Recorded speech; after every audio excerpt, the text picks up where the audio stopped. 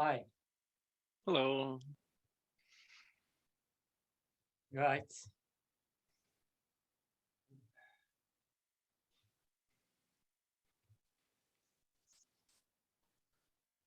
So your last one didn't show.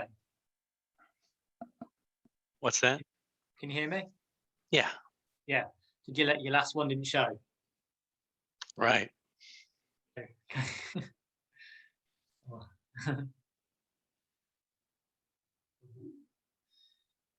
Whereabouts are you in US? Yes. Where? Iowa. Okay. I know where that is. Toward the middle. Guess that. Yeah.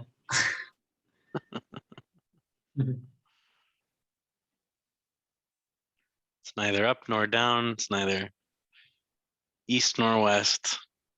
Yeah.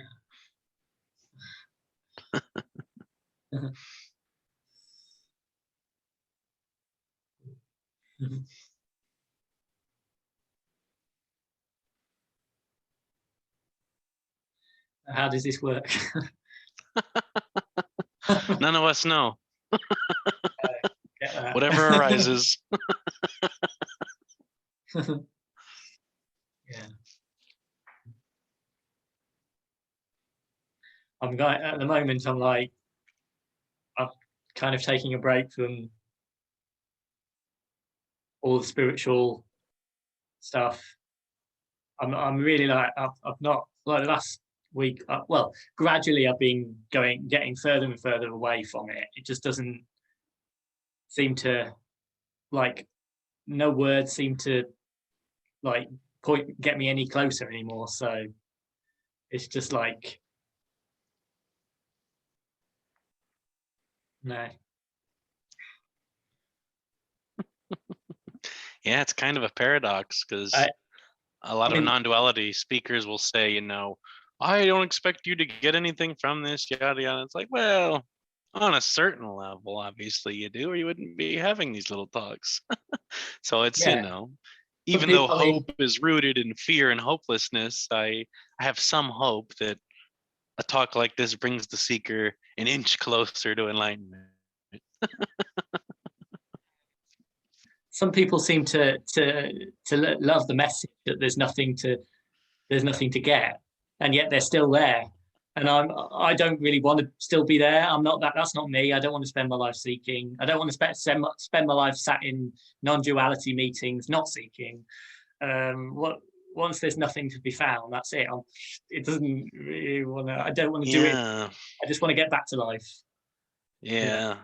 And it's You like want I to, and it's not just you want to live your life, it's you want to enjoy it.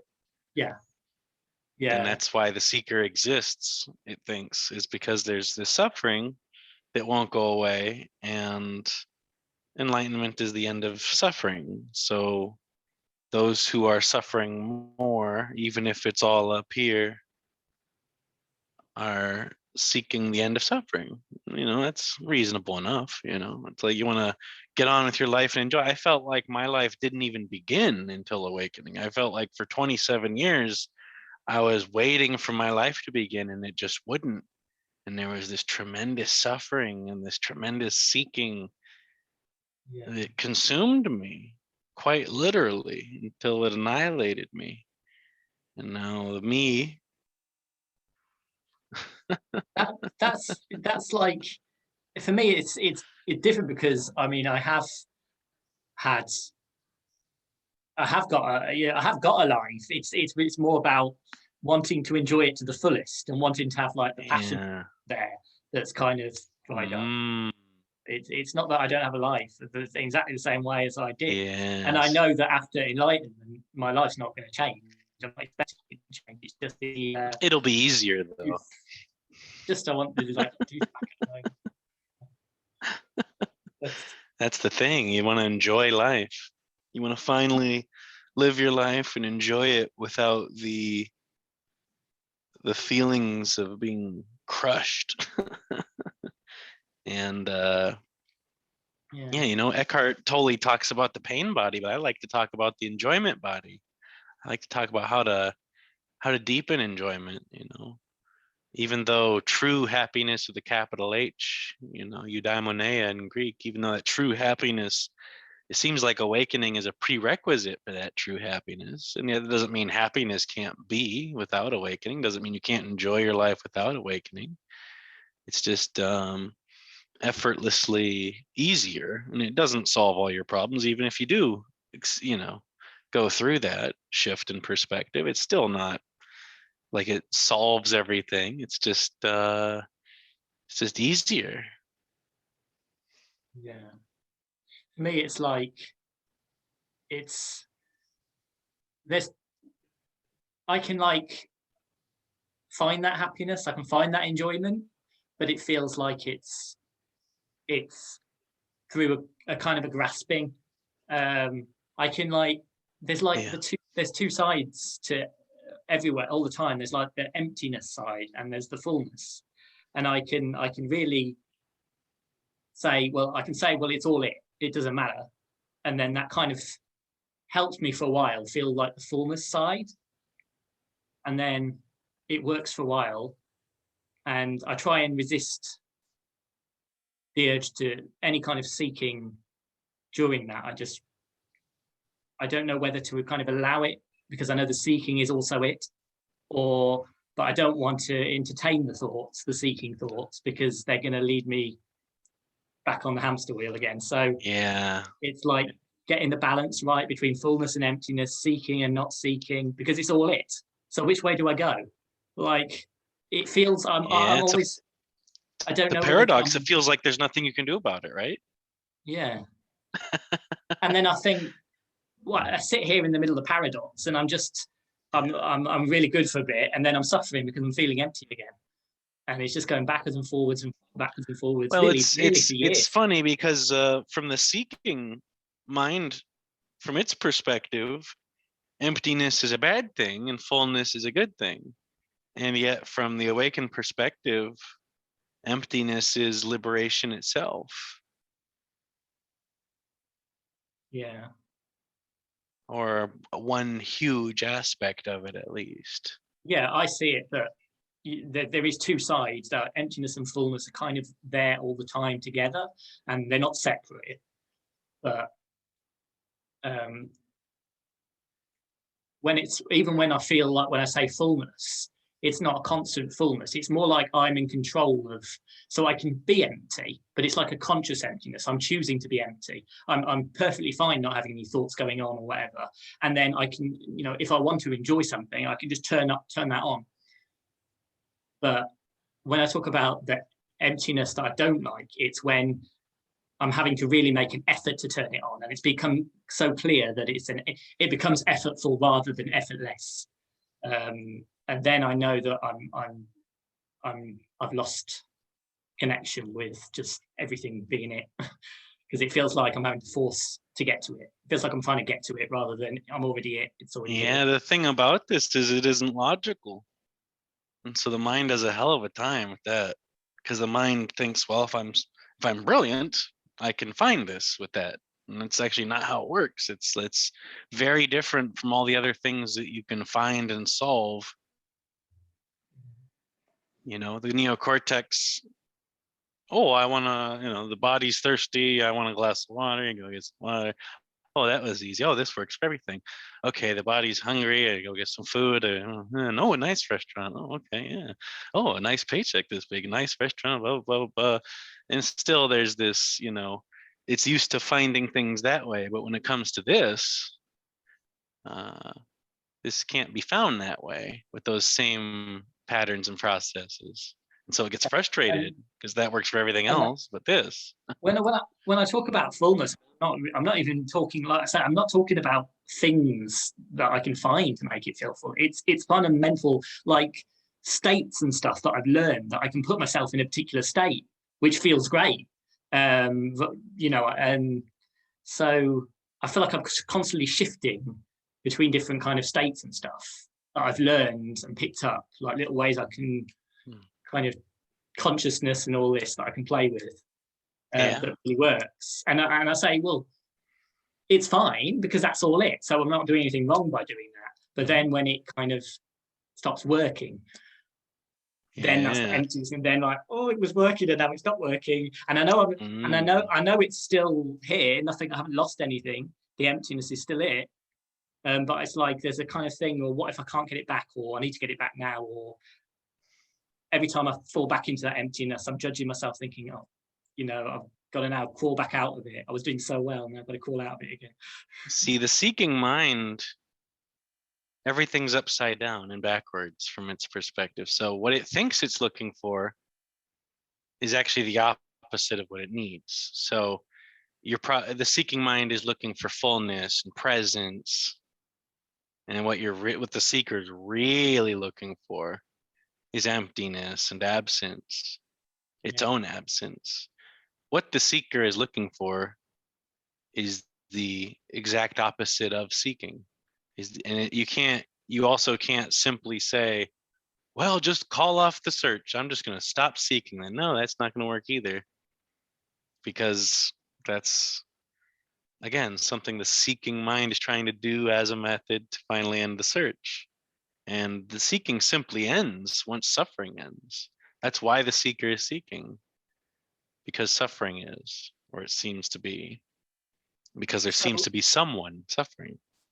Yeah, but there's two ways I kind of look at the problem. But I can say, well, it's already here. There's just this, and just hope that knowledge clicks, and then have a spontaneous enter seeking. But or I have to kind of allow myself to sink into that emptiness and allow myself to be empty, even though it's boring and there's no passion or anything there. It's just kind of, I hate it. And it's so funny because I love it. You know what I mean? That's the weird part. That's what's so strange. I hated it. I know what you mean. And yet it's so strange. That's why it's a dramatic, there's a difference. It's interesting. Yeah. But the emptiness and the fullness are both it. So I shouldn't have to be empty. But is it just a case of getting used to the emptiness and allowing it to be there, so that I'm not trying to kind of crawl out of it? See, the emptiness reminds you of your own non-existence. That part of you knows is already the case. And you're afraid of death, but death is already right here. So in other words, you're afraid of not existing. It's the ego's greatest fear. It's the most terrifying thought. Just totally not existing. And yet, that's the key to enlightenment. So we're programmed to be terrified of what actually works and what actually gives you the key to liberation. The key to liberation is your own non-existence, which is programmed to be the most terrifying thought. Like, it's no wonder it's so hard. We're programmed to be swimming up a river type of deal. And how do you stop swimming up the river? You can't. That's something you think you can do and you have control and agency over, and a choice. Yeah. It's really interesting how upside down it is once you see it right side up. It's very interesting, because you'd think that emptiness is this horrible feeling. It's not. But it is up until the shift occurs. So it's a really strange paradox in that way. But with regards to the shift, I mean, I don't know if I'm kind of like trying to allow myself to get comfortable with the emptiness, expecting a shift to happen. That for me is when you're expecting something to happen, it ain't going to happen. So right. Even to say, I mean, it seems logical that I need to allow myself to get comfortable with this emptiness, but that becomes something that I'm doing. And it's not that way. It's simply not that way. It's simply not the case that the seeking mind can ever be comfortable with emptiness. It's only the case that the awakened mind is already effortlessly more than okay with the realization of inherent emptiness. So what enlightenment is is a realization of emptiness. So you can't be comfortable of something that you haven't yet realized, type of deal. So it's not just a realization of emptiness, but a realization of no self. So how And I does the get self surrender is the next question. And it's like, it can't. The you wants to surrender the you. Well, this is, I mean, I've thought a lot about no self and all that, and it's something I understand, and I get.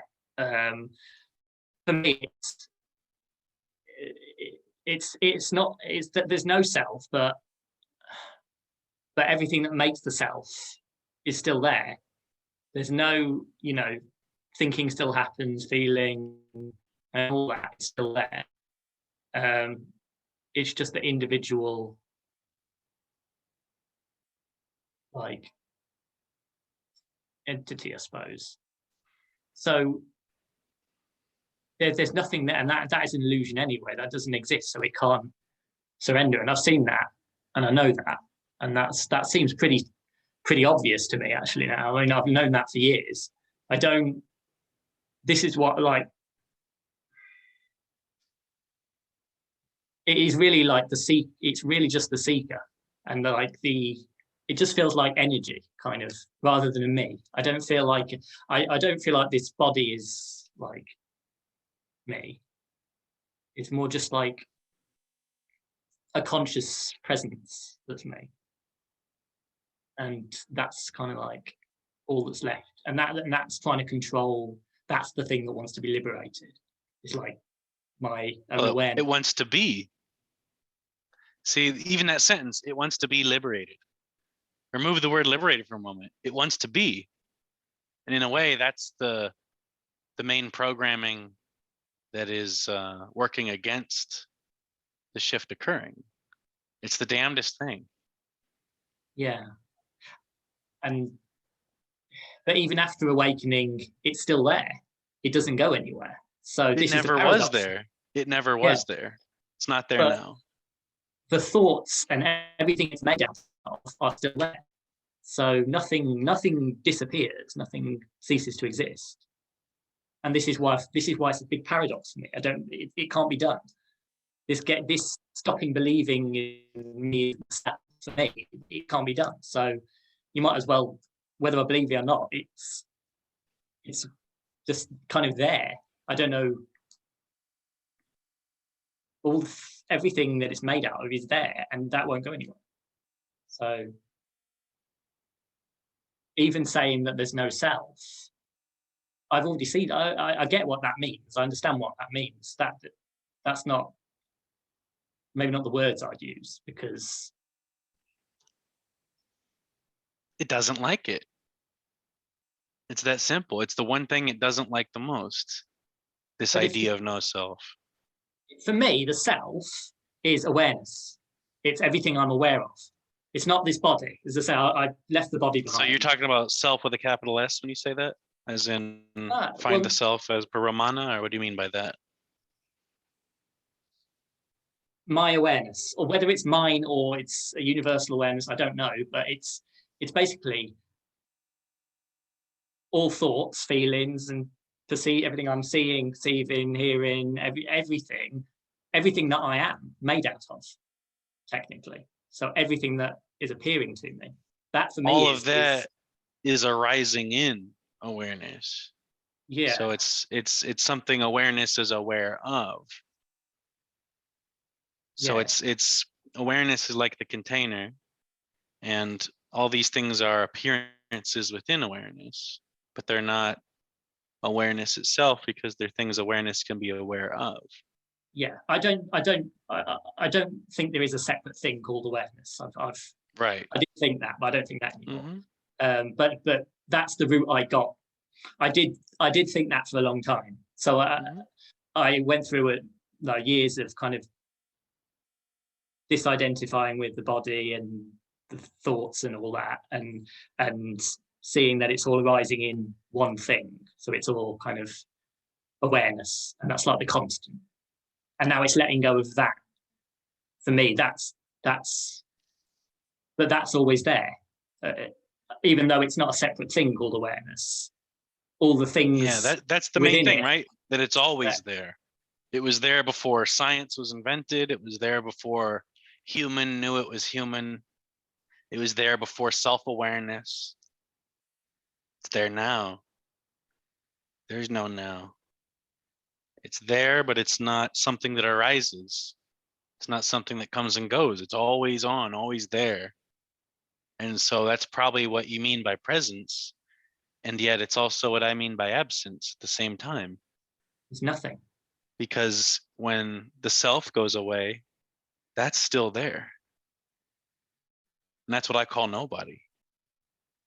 Or no thing, because for me, Or no everything thing.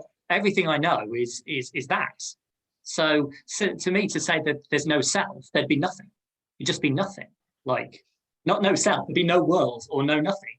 Because I don't know anything outside of this awareness. So it's not just no self. It's there is nothing here. There's literally nothing going on here. Technically. Yeah. Ultimately. Yeah. It's not like I've got to let go of myself, but the world's still here and everything is still here, because I'm not letting go of anything then, am I? So the self just it's kind of like the mind just kind of snaps, but in the most beautiful, healthy possible way. You know, it's almost like it's like an apparatus that breaks, but in the most beautiful possible way. And what breaks is the feeling that you're this separate self somehow in a body.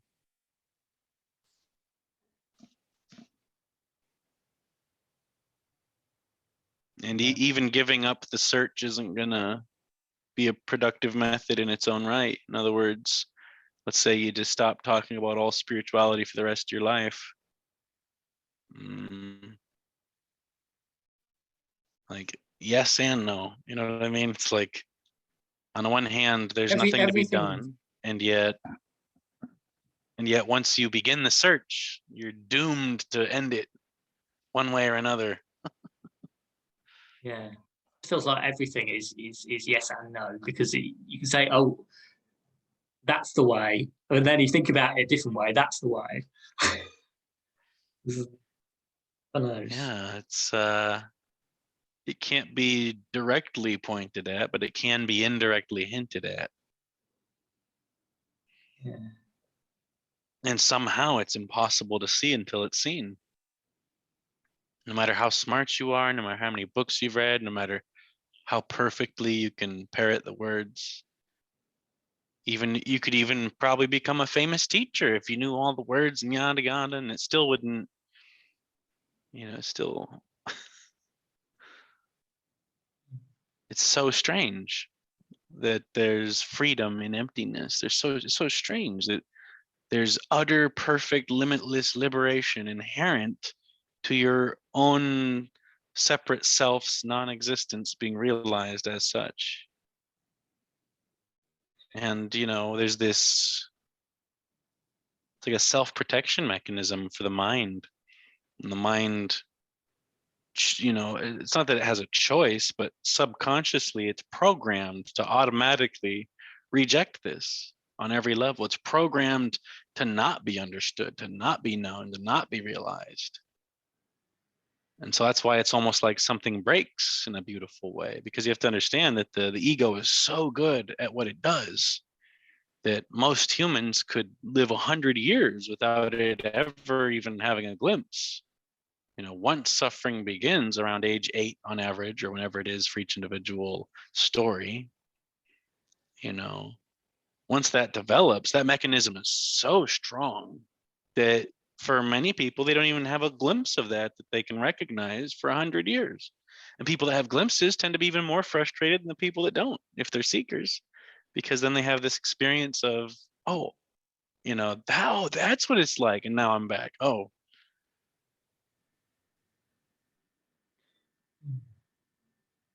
I had some kind of awakening like 10 years ago, and there was a lot of kind of in and out oscillation going on for several years. And then I had 3 years where I was very much at peace. And then this was all before I knew about spirituality or even meditation. I didn't know any of that.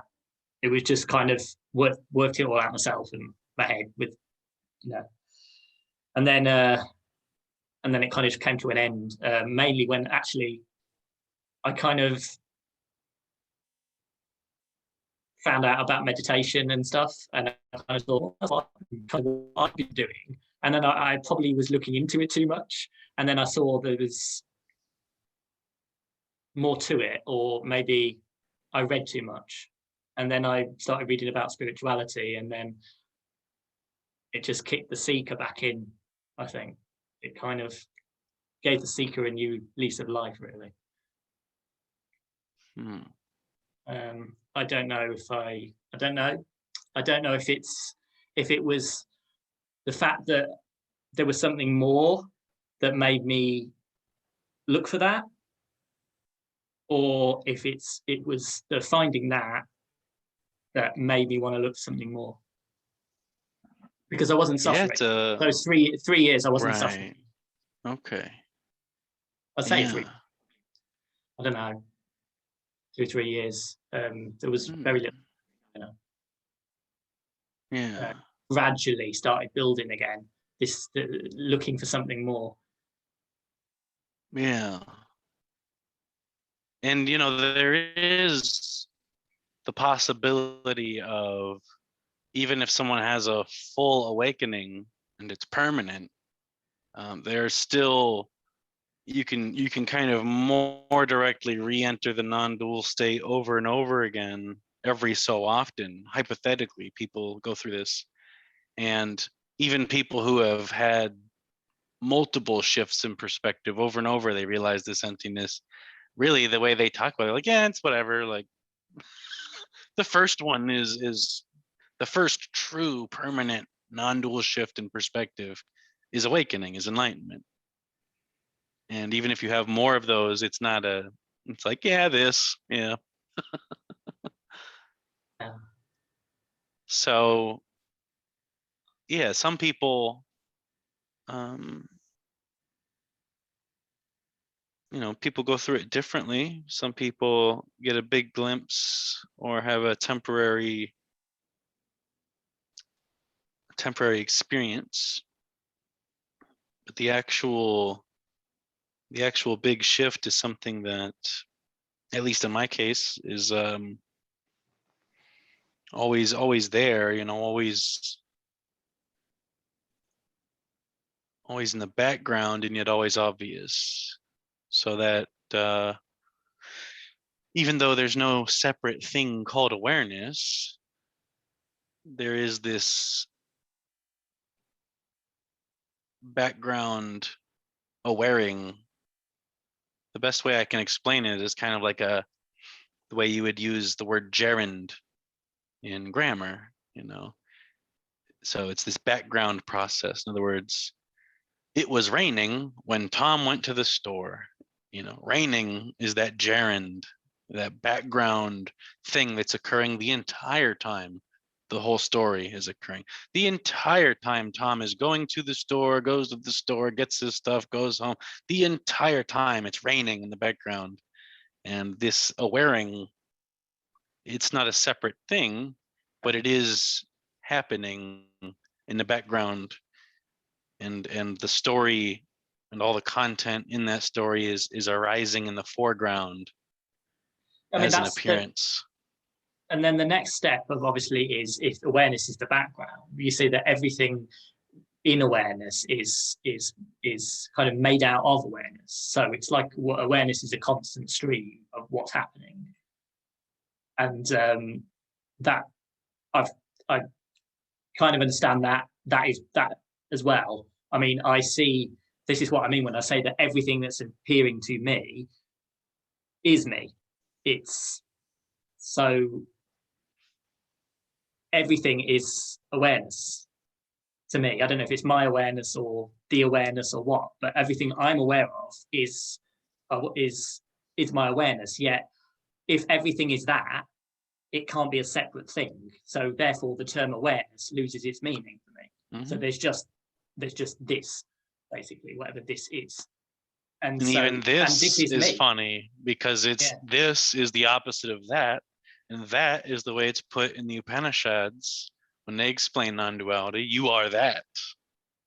Yeah, And this and it's is like, it. So it's funny. Any word can be destroyed. Yeah, even what is. I mean, is what Yeah. you could have what isn't. Or There is no so, isness. There's only suchness as an appearance. Yeah, any word can be fascistically destroyed and torn apart and tortured.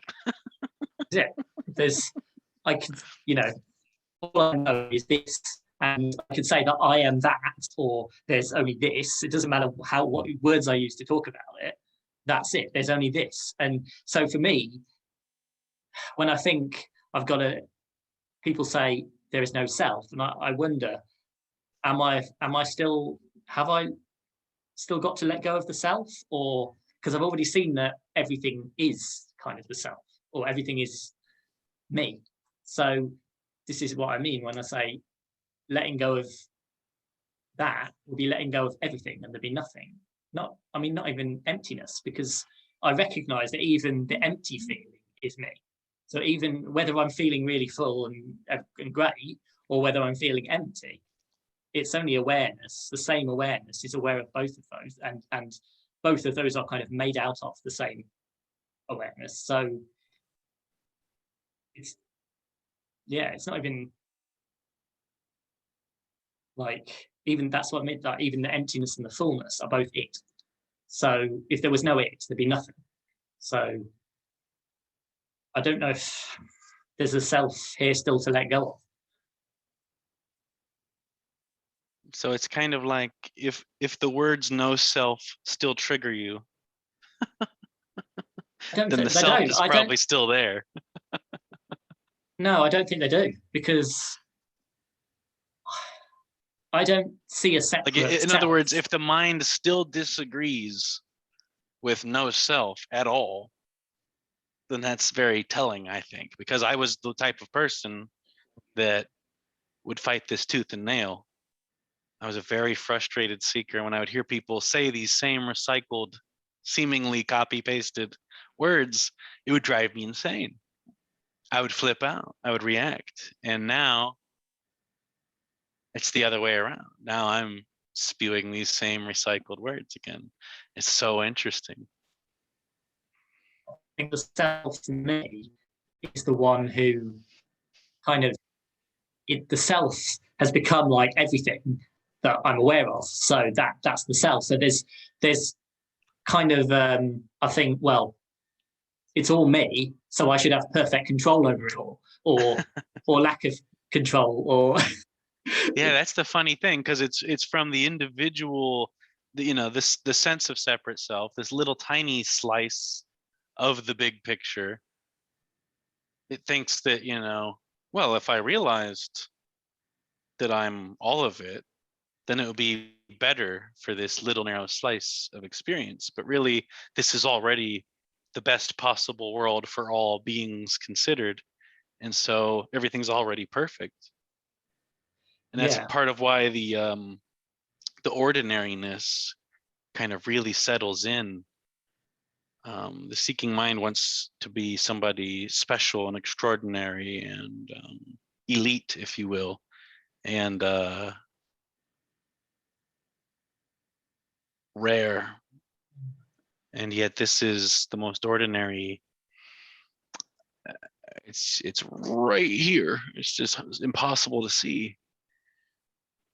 I'd be perfectly happy with ordinary, to be honest. I definitely get that ordinary, that it is ordinary. It's an easy ordinary. There is nothing. Yeah. There's nothing spiritual or different about it. You're not discovering anything new. It's just what you hear. Yeah, spirituality is the same thing as religion. I'm not seeking. Yeah, I'm not seeking some spiritual experience. I don't think. Say I'm not, but I have picked up, as I say, these spiritual states and stuff that are really enjoyable. So that maybe there is still some clinging to them, because they're what I describe as the fullness. And when I'm enjoying it, it's because I'm kind of using these states.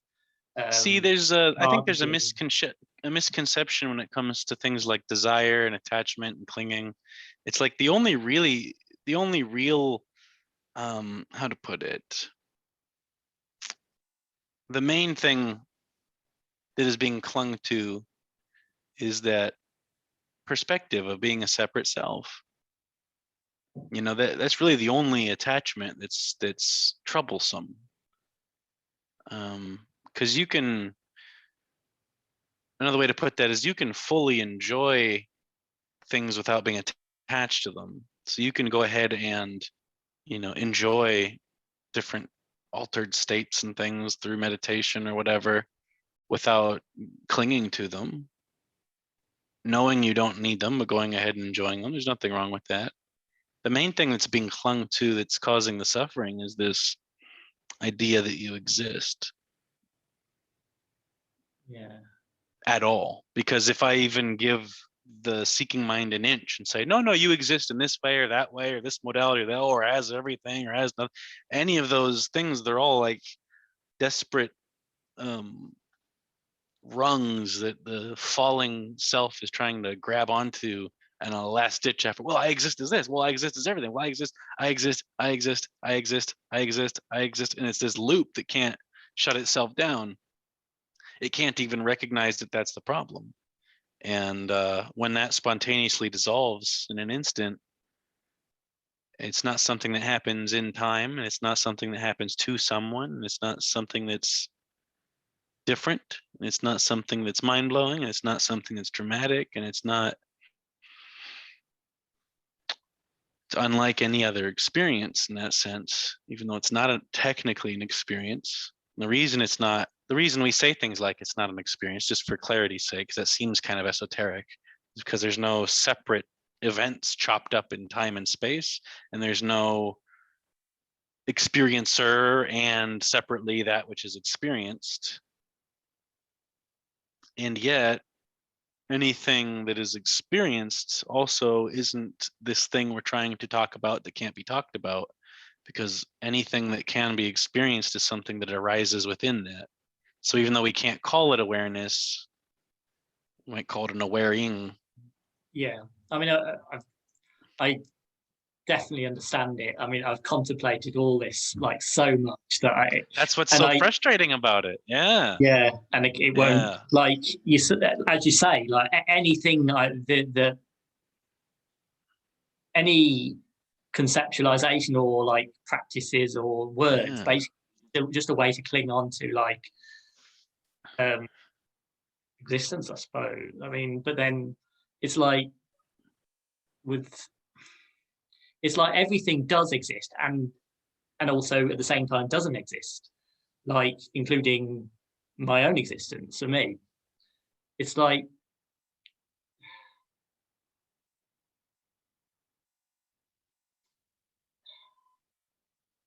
like I mean, as you say, all these different states and stuff can be enjoyed, and there's no reason they shouldn't be enjoyed. But like, there's nothing here which has to disappear. But for me, if there was no, it's to me these only become separate states through the thinking mind, and the mind. When you're in the mind, all these things, dates, thoughts, they're all recognized as separate things. But then when you're not in the mind, it's all just flowing.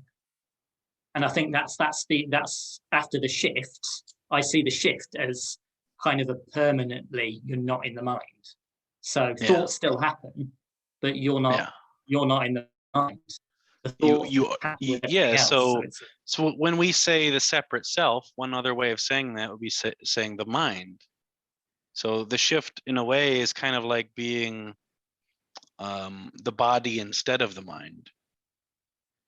Because again, it sounds upside down probably when I say that. It probably sounds like, what? Isn't the exact opposite of that the case? No. So the seeking mind thinks, okay, I'm the mind in the body. In fact, we call that dualism. I'm the soul, I'm the self in the body. Yeah. And yet the cat doesn't have that delusion. The mouse doesn't have that delusion. The tree doesn't have that delusion. The tree frog doesn't have that delusion. The flock of birds doesn't have that delusion. But the seeking human has that delusion. And it's a natural functioning. There's nothing wrong with the fact that it has that delusion. That too is perfect. And yet suffering is seemingly occurring in that particular human decade after decade. And it's tried everything. And it's tried not trying. It's tried the method of no method. It's already tried the technique of no technique. And it wonders, where's the secret? Well, the secret is that which has been overlooked automatically by the programming. In other words, no self. It tries to reroute away from that. It tries to bypass that. It tries not to look no self in the eye, because it knows there's something a little too true about it. And it is programmed to be terrified of the very key to enlightenment. And I mean, the only, when I look at this, something that I have to do now, it's kind of like the just come out of the mind, which I can do really easily, but then I have to come out of it permanently. Like literally, you have to literally be willing to come out of the mind forever and never go back. That's how that's how it feels. And yet, and that's why it's avoiding it, because it thinks it knows we'd never things are agree going to be to taken. Yeah, we'd never agree to that. Yeah. If the separate self knew what enlightenment was, it would not want it. Yeah. Yeah. So I mean, all these states and everything I enjoy in my life, it's like there's no attachment to any particular thing or there. It's just like you say, if no mind, you feel like you lose it all. No mind, no anything. Just like, let's say you had a really nice car, and you have a really nice, let's say you had a really nice sports car. It's not the attachment to the car that's the problem. Part of the problem is the idea that it's your car to begin with, that there's someone in here, and that someone in here has ownership of things and people and events and ideas and philosophies and stances and experiences. Really, the only attachment that's a problem is the attachment to the existence of the separate self, which is translated by the mind as existence itself. So it's not that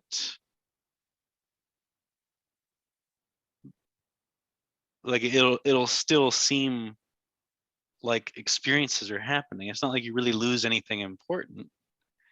The only thing you lose is your own delusions. So even though everything is taken from you, all the self ever had was a vast collection of delusions. That's all that's being taken. So nothing,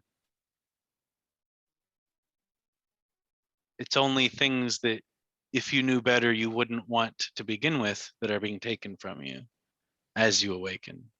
Yeah.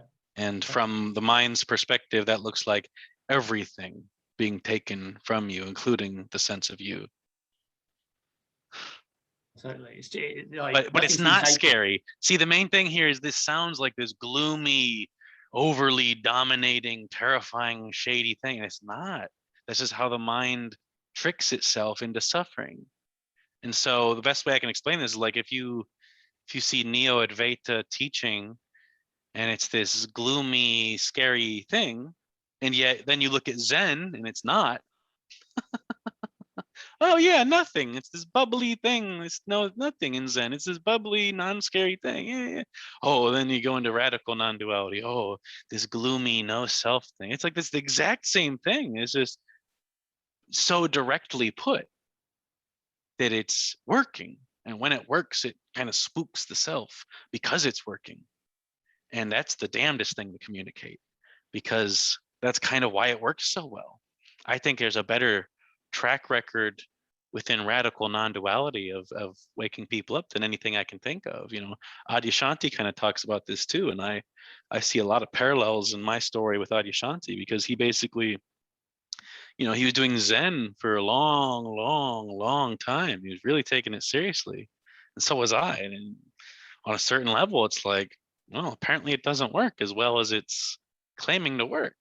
It seems like the most direct method. It seems like because it's so hard, it'll work quickest. And it's called sudden awakening. Oh, this has got to be it. And yet so many people do Zen for decade after decade, and then switch over to radical non-duality, and something clicks because it's put in a direct, clear way. And yet that direct, clear way, the mind, it's the total opposite of what the mind wants to hear. It's kind of funny, really. Yeah. So if you're not frustrated enough, it's an issue. If you're too frustrated, it's an issue. But there's this Goldilocks zone for the seeker to be just frustrated enough to actually be inching their way toward enlightenment. And again, these non-duality speakers that say, well, I don't expect anyone to ever get anything from this, and I just don't care. It's like, yeah, I don't care. I agree with that. But to say that I expect no progress, none of us will be wasting our time on either end. And from the awakened perspective, there isn't really a whole lot of wasting energy. So it seems like the seeker flails around and wastes energy, and the sage just tends not to. There's like a conservation of energy in a way. So again, we wouldn't be wasting our time if it didn't have some effect. So it's kind of a cop out when people say, well, I don't expect you to get anything at all from it. It's like, well, I don't care if you get anything from it, but of course I expect at least an inch closer or something to enlightenment, some effect, even if it's subconscious, some effect, even though there's no cause effect, no time and space, no separation. And again, saying, oh, just call off the search. It's all a waste of time. Just enjoy your life, folks. Even that's a cop-out, because you can't do that. It doesn't work that way. Seeking isn't something you can choose to end. It's something that falls away the moment, or the momentless moment, that suffering ends. That's why the seeker is seeking, because suffering seems to be occurring. And when the suffering stops, there's no need for seeking. And what the seeker is looking for is at its own absence. Yeah, this is I suppose the big thing. Does it fall away instantaneously, or just like that, or can it happen gradually? Because see, the mind isn't going to want the answer to that question. Yeah. The mind is nervous that I'm actually going to answer that directly, and I am going to answer that directly. You see, from this perspective, and again, I don't want to speak for everyone's experience, but I'll be courageous and bold enough to sound like an asshole by saying this. I am very skeptical of anyone that claims that they underwent a successful gradual awakening. I think the ripening is gradual, but I think the actual shift in perspective is sudden and spontaneous, and it's not a dimmer switch. It's on off. And again, I don't want to speak for everybody, but I do feel like there's a lot of, like, the seeker wants to say something along the lines of, well, nobody ever wakes up. It's always gradual for everyone. It's an ongoing process, because then it validates its own experience of basically telling itself that it's not a seeker. Yeah, I really like Adyashanti, and he's probably my favorite teacher. Like, that I've watched hundreds of hours on YouTube and read all his books and stuff. And but even he, he'll lay it out like it's a process, while at the same time saying it's not a process, which is kind of and like, you'll cling to things that you would like, clues that you're getting there, or like he talks about like the personal will falling away, and I'm sitting here in emptiness, so it's obviously the personal will's falling away, so I'm doing it right. Why is it not happening? Yeah, that's the thing, right? So the main thing to take away from that is basically, so when a sage speaks, they're really just saying what it's like on the other side of this equation. They're not really saying how to get there. Unfortunately, it's not as easy to say how to get there, because it doesn't really work that way. So all that can be expressed is what it's like now afterwards, as opposed to what it was like before. And usually the seeking mind will take that as, oh, okay, so if I do this and that, but it's not like that. It's like saying, okay, after winning the lottery, I spend lots of money. And before winning the lottery, I didn't have any money to spend. So I didn't spend a bunch of money. I had to save money. But now that I won the lottery, I spend a lot more money. And then the poor seeking mind says, oh, so if I don't have money and I want money, I spend more money. I get it. And then it spends more money and has less money, and it's actually going in the opposite direction by trying to do something by saying, oh, okay, so to become a millionaire, all I got to do is spend more money. Well, no. There's a mentality shift, isn't there, type of thing. So it's like, yeah, if you have money, you're not so worried about money anymore. But if you don't have money, yeah, you're kind of worried about money. You got to eat and live indoors and things. It's kind of like that. But if you say, well, after, now that you have money, here's what it's like, and then they try to mimic that. So again, if you're trying to mimic what it's like to get to what it's like, that's not quite it either. So yeah, you kind of noticed that, you can kind of catch yourself too a little bit, falling into Yeah. these tricks that the mind I've sets. I've done a lot of the mimicking, trying to get as Yeah. close to what I think it would be like, because I've thought about it, and it's like that. It's like I think I know what it is like, and then just trying to. But now, now I've seen that all of that is just a story, because it's just this. It does, like, there is no getting closer to it, because it's always just It's there. already right here. It is Yeah. this, whatever Mm-hmm. state of consciousness or awareness, or whether there's thinking going or feeling, or there's no thinking, it doesn't matter. It's all that anyway. So So you it's can't it's I like can't a possibly get any modality. closer. It's like a modality of perceiving. So in other words, it's almost like the brain can be in one mode or the other. The Yeah, human brain has this unique ability to be in one of two modes, the non-dual mode or the dual mode. And it's a blessing and a curse, because the tree frog doesn't have the ability to be in one state or the other. It's just in the non-dual state. But the human brain has this strange, partly genetic, because we are a self-domesticated species in a way, and part cultural conditioning, because we are basically traumatized by our culture into believing that we're a separate someone. And that's when suffering begins. The being told that you should feel shame or guilt for any reason ever is just total insanity. Being told you made a wrong choice or that you did something wrong is just insane, because there's no free will, and there's no reason to be ashamed or feel guilty or feel evil or feel wrong or feel isolated or feel depressed or feel anxious or feel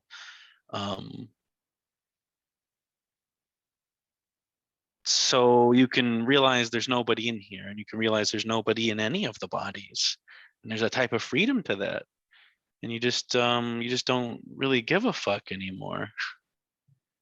And that doesn't mean you go around killing puppies. Like, you're still the same programming. Like, if you were a very loving um seeming entity, you'll also be a very loving nobody, but you'll have maybe a certain shred of kind of empowered rebelliousness, because you don't have to buy into the cultural conditioning at all. And even though you know that ahead of time, once it kicks in, it's just all seen to be so silly. All the cultural conditioning is seen as so silly. And you can't see all of it until awakening. You can see big chunks of it, and you can see that you're playing this role of victim, etc. But then once it occurs,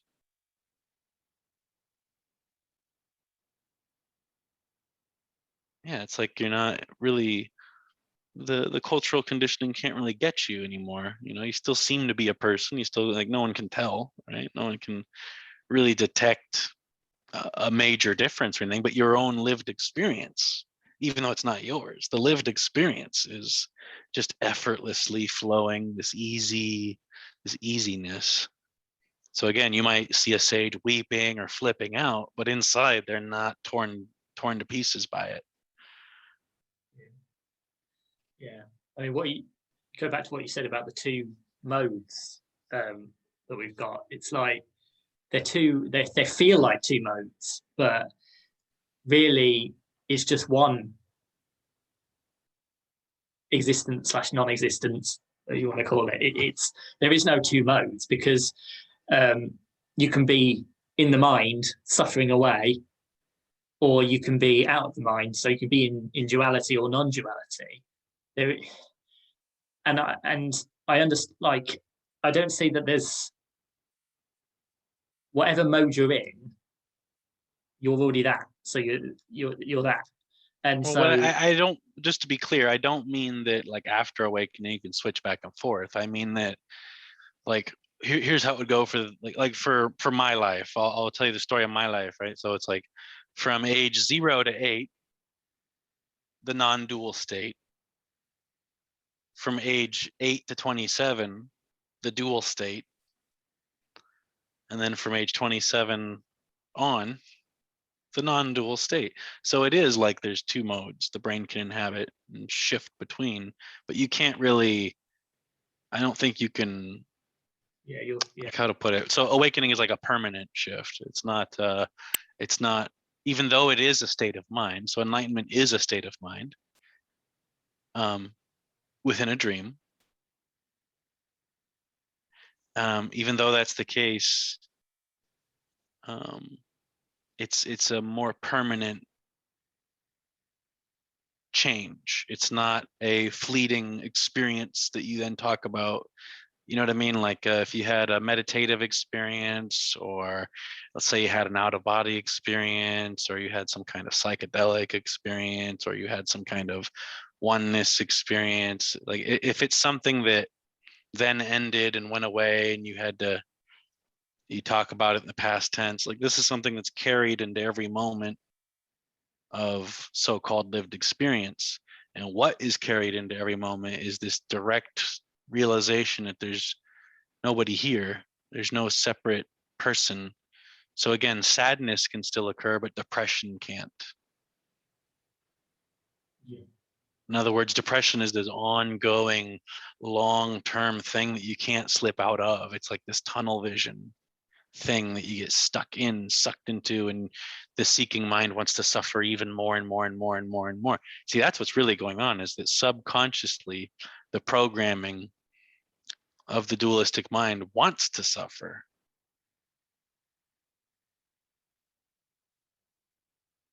More and more and more, not less and less and less, because that suffering validates its own perceived reality. In other words, the more I suffer, the more I'm proving that I exist and that this is real. And so, again, it's the idea of existence itself that needs bypassed. So is there some aspect of you that actually exists? Yeah, but it's not in form. And if I say, yeah, the ego mind will desperately cling to that, and that will result in going in the opposite direction of enlightenment. It'll go not a few inches toward enlightenment, but a few feet away from it. Because it'll say, oh, I was told I exist, though. And here's this thing, and let me read about this now. No, it's more helpful just to straight up, you don't exist.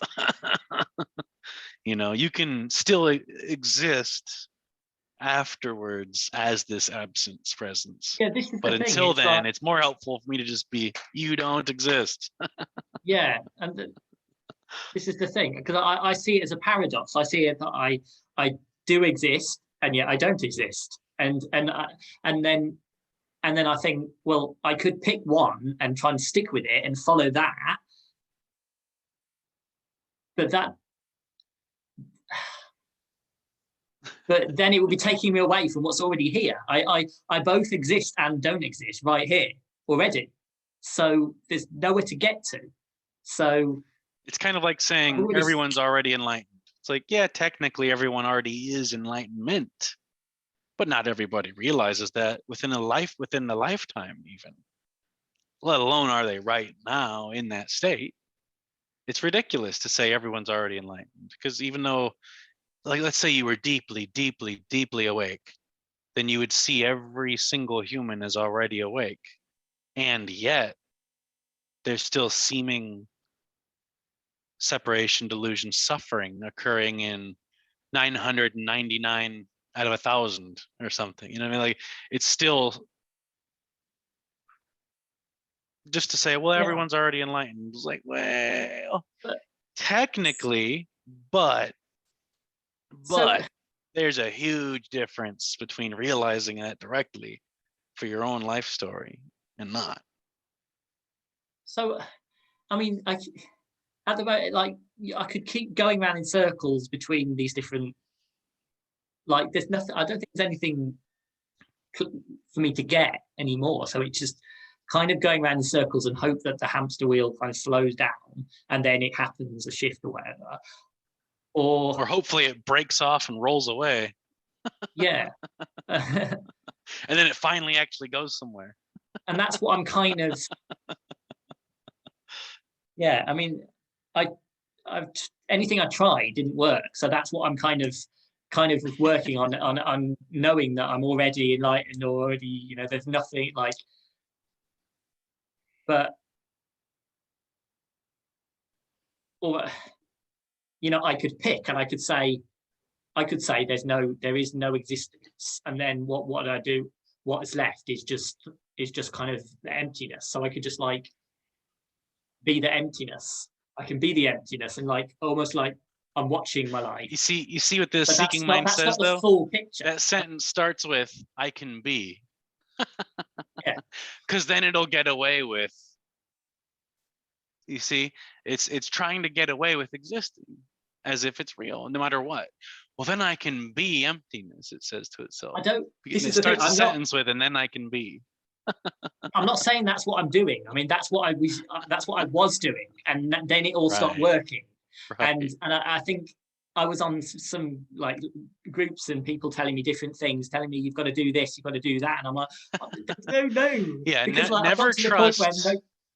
Yeah, never trust anyone that tells you what to do and what not to do. That's the main thing you've learned. Or even what you are, or what you know, or what you are and what you're not. Yeah.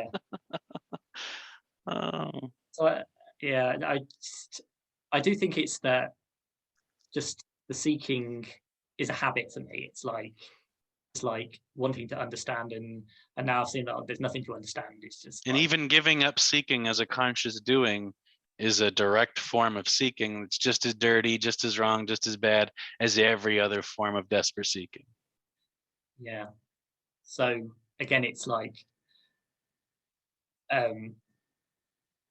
when I'm in a good place, then I don't want to. I'm not interested in any spiritual stuff. Yeah, because exactly. It's feeling like I'm I'm kind of getting over the seeking gradually, and then. Well, it's like I said, it's the suffering that leads to the seeking. That's why the seeking occurs, because there's suffering. See, what it's seeking is enlightenment, and that's the end of suffering. So seeking only rears its head when there's suffering occurring, and that's why seeking ends, because enlightenment is the end of suffering. So not until suffering actually permanently ends does seeking permanently end or fall away. Seeking is a side effect of suffering. Just like if I lit you on fire right now, you would do something to put it out. It's the same thing. But if you were dead and I lit you on fire, there wouldn't be any of this going on. And an awakening in that sense is like dying. And that's why the self is so terrified of the key to enlightenment, because it looks exactly like death, because it is. Enlightenment is deadly. And I don't mean physical death. I don't mean anything goes wrong biologically. I don't mean there's something bad or detrimental or harmful to the brain, but quite literally, your delusion breaks. And when that main delusion breaks, all the secondary delusions evaporate, because that main delusion that I exist, in parentheses, as a separate self, but it'll cling to anything that starts with I exist, I am, I be. Anything that starts with I.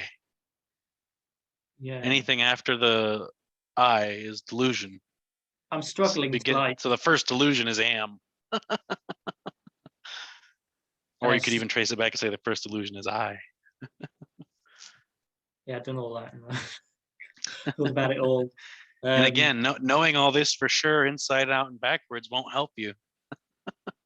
But I look at I struggle to see where I'm still clinging to an I am this or an I am that. It's there's just like what's arising for me. So you know, the one like, I think before recently there was always maybe an idea that there was something I could do to get closer to it. Maybe not to, like, if I just get closer to like surrender, then it'll happen naturally. Or there's not even a getting closer to it.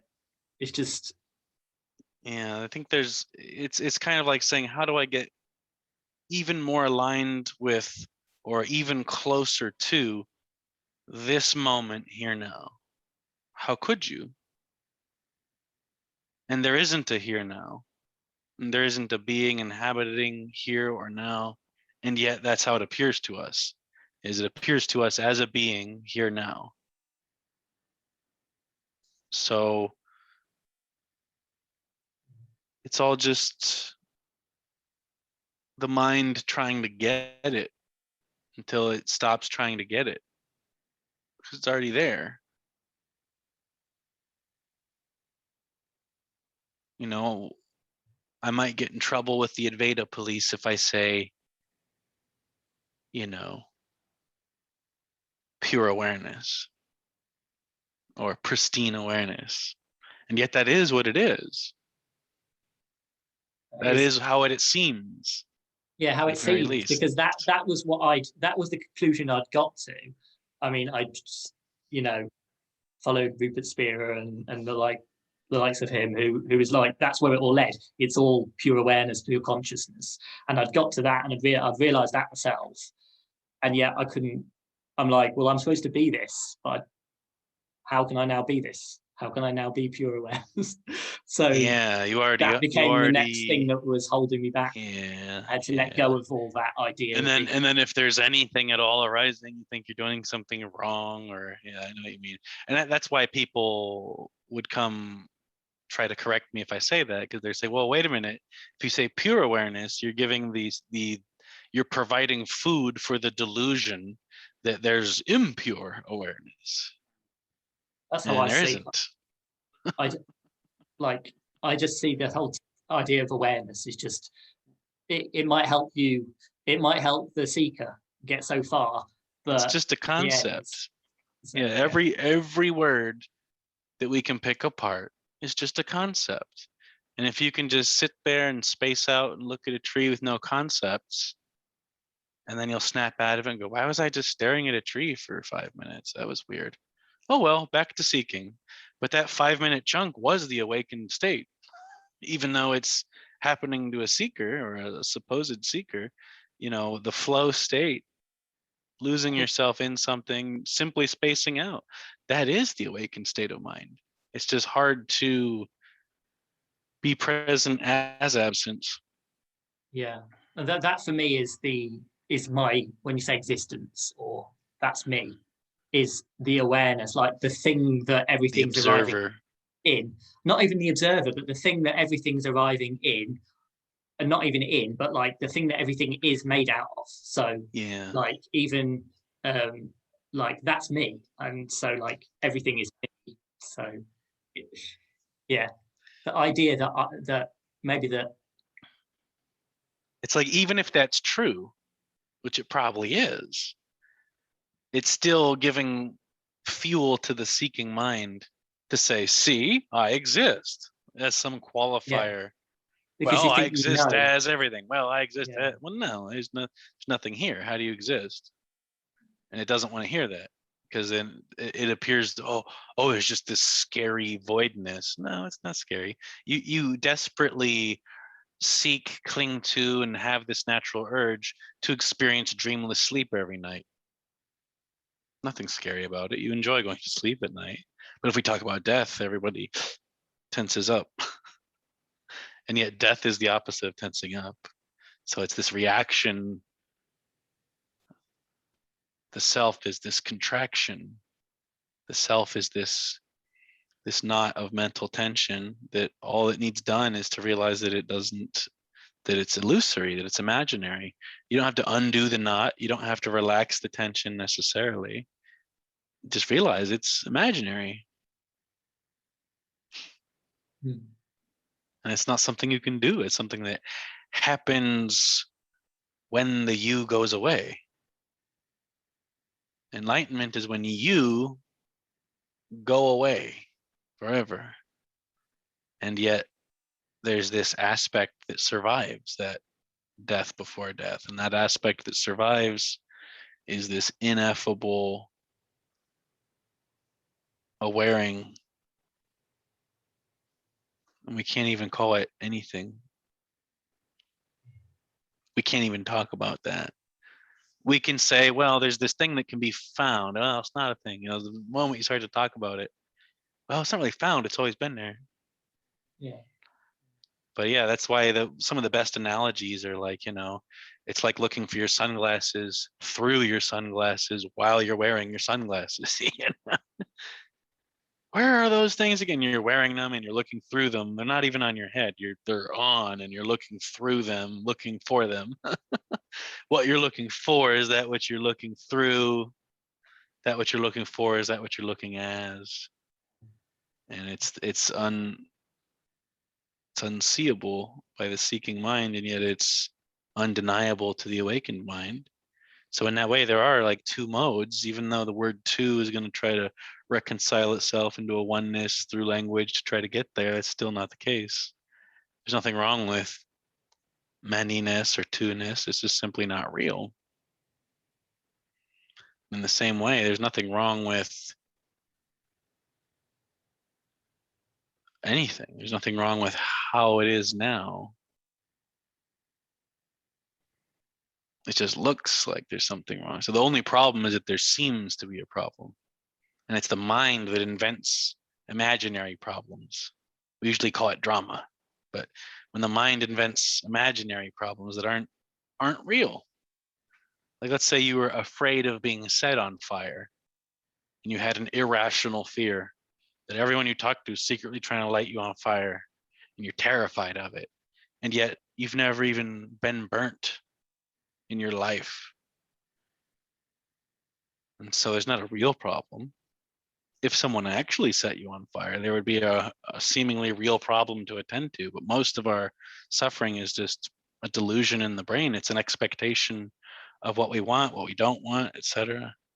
And it's this story. And what the self, the me, is the fabric that stitches itself together into a narrative. So it's this imaginary narrator of this story that pieces itself together. So the brain has this tendency to stitch together a narrative so that it looks like there was someone over the course of time and space that stayed the same, that experienced all these things, to give the story a realness.